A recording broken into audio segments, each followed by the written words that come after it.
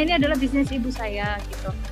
Nah dari situ saya membantu ibu saya untuk lebih dalam lagi gitu.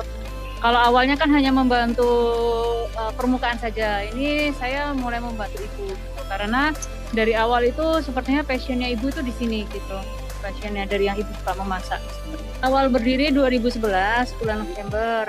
Awal modalnya itu 50.000 Mbak, jadi cuma 50.000 untuk beli 1 kilo cabai dan bahan-bahan lainnya, terus pakai ulekan gitu, ngulek sendiri manual begitu.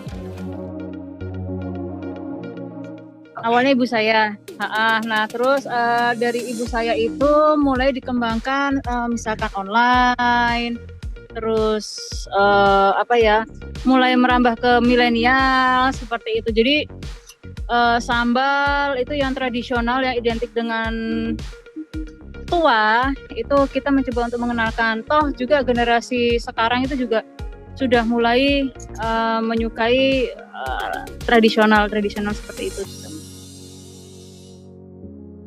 Produk kita tuh ada bumbu, ada sambal, terus ada kondimen juga gitu. Jadi sambalnya itu mulai dari sambal roa, cakalang, sambal Surabaya gitu, sambal bawang gitu. Untuk bumbunya itu seperti bumbu rawon, bumbu gulai, banyak banget bumbu rendang. Ada sekitar 16 varian sambal dan sekitar 5 bumbu gitu. Dan kita untuk yang baru sekarang itu kita itu mengembangkan ke produk sambal sachet. Jadi kalau awalnya kan produk kita itu botolan. Awalnya produk kita itu kan botolan. Nah, untuk saat ini kita tuh sekarang sudah mengembangkan sachet. Kisarannya antara 25.000 sampai 35.000.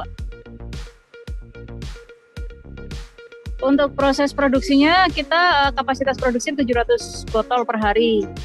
Gitu. Untuk karyawannya itu 8, termasuk juga saya, ibu saya dan lain-lain itu 8 karyawan itu. Untuk awalnya Surabaya, terus kan Jawa Timur, terus nasional. Alhamdulillah sekarang sudah ekspor juga sih Mbak. Ekspor ke Amerika, Kanada. Pertamanya offline ya, terus sudah mulai merambah ke online juga. Kalau animo masyarakat sih alhamdulillah sejauh ini bagus ya Mbak. Bagusnya itu dalam artian dulu pengusaha sambal nggak banyak, sekarang ya alhamdulillah sudah menular, maksudnya ada yang bikin sambal juga gitu. Berarti kan alhamdulillah bisa istilahnya menginspirasi perekonomian gitu ya. Gitu. Saingannya banyak sih, tapi kan ya tetap aja kembali ke selera masing-masing.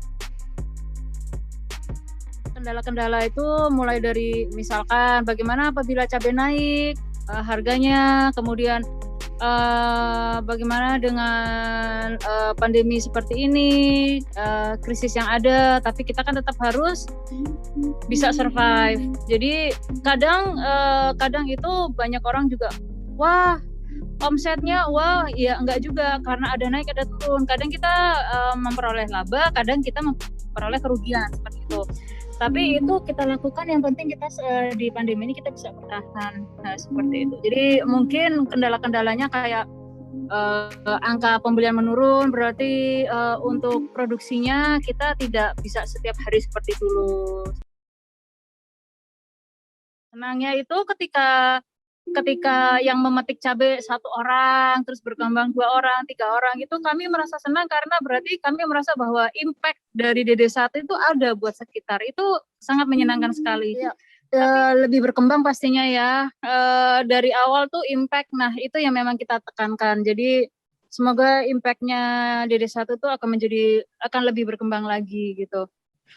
Dengan mungkin berkembangnya produk kita, dengan berkembangnya hal-hal yang mungkin beyond dari konsep kita tidak pernah terpikir seperti itu. Nah, kita harapannya seperti itu gitu. Jadi semoga impact-nya juga lebih meluas lagi gitu untuk sekitar dan juga untuk di mancanegara, yang sehingga orang-orang mancanegara bisa tahu produk DD1 gitu. Nah, cerita sedikit Mbak.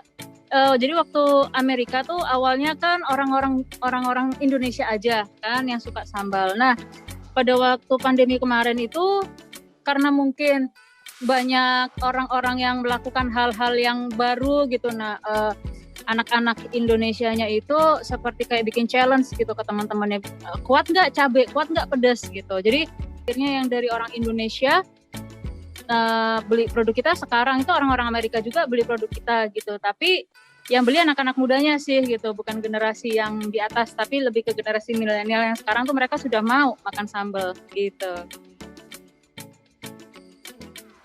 Sukses dalam berbisnis tuh positive thinking aja lah ya. Itu sukses buat mana-mana sih, entah berbisnis, entah hidup. Intinya itu ya kita bersyukur, kita positif aja gitu ya, jalanin apa yang ada gitu ya. Namanya naik turun suka duka itu pasti ada gitu kan, tapi gimana caranya kita bisa menyikapin positif, karena insya Allah dengan positif itu kita bisa buka pikiran lebih lebar lagi gitu. Dan ya semoga positifnya juga bisa yaitu tadi impact dari DD1 itu bisa kemana-mana, termasuk juga positifnya itu gitu. Jadi udahlah, nggak usah mikir lagi bersaing. Hari gini kita mikir bersaing, kita mikir positif aja. Yuk kita bisa survive bareng-bareng gitu.